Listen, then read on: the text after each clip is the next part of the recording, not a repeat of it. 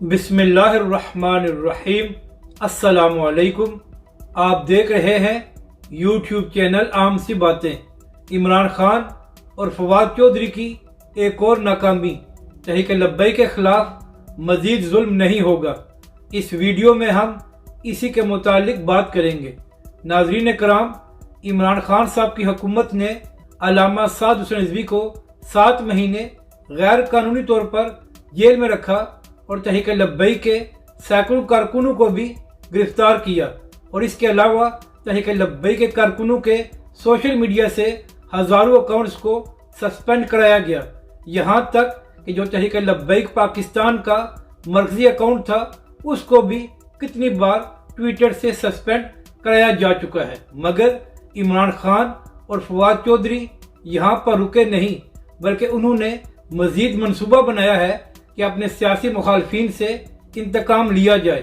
تو اس منصوبے پر عمل کرنے کے لیے کچھ دن قبل عمران خان صاحب کی حکومت نے ایک بل پاس کیا ہے جس کا نام ہے پیکا، اور اس میں کہا گیا ہے کہ جو شخص بھی فیک نیوز پھیلائے گا یا سوشل میڈیا پر کسی کی عزت اچھالے گا تو ایسے شخص کو FIA بغیر وارنٹ کے گرفتار کر سکتی ہے، اور یہ جرم ناقابل ضمانت ہے، اور 6 مہینے کے اندر ایسے کیس کا فیصلہ ہونا ضروری ہے۔ یعنی کہ اگر FIA نے کسی کو گرفتار کر لیا تو اس کو 4-5 مہینے جیل میں رہنا پڑے گا جب تک عدالت فیصلہ نہ کر لے۔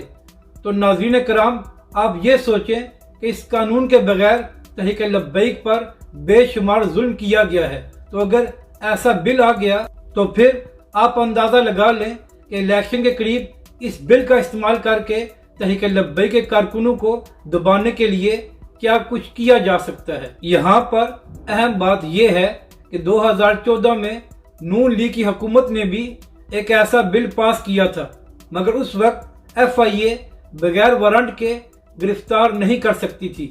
تو اس وقت عمران خان صاحب نے اس بل کی سب سے زیادہ مخالفت کی تھی اور کہا تھا کہ نواز شریف نے یہ قانون اس لیے منظور کیا ہے تاکہ تحریک انصاف کے لوگوں کی سوشل میڈیا پر آواز کو دبایا جا سکے۔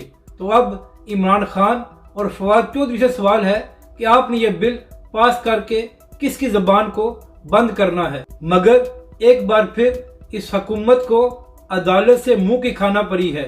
اسلام آباد ہائی کورٹ نے FIA کو روک دیا ہے کہ وہ اس قانون کے تحت کسی کو گرفتار نہیں کر سکتی، اور اٹارنی جنرل کو عدالت طلب کر لیا ہے معاونت کے لیے۔ یعنی کہ چند دن کے اندر اس حکومت کو ایک بار پھر عدالت سے سبکی ہونے والی ہے۔ اپنی رائے کا ضرور اظہار کریں کہ آپ کو یہ ویڈیو کیسی لگی، اور ہمارے اس چینل کو بھی سبسکرائب کریں۔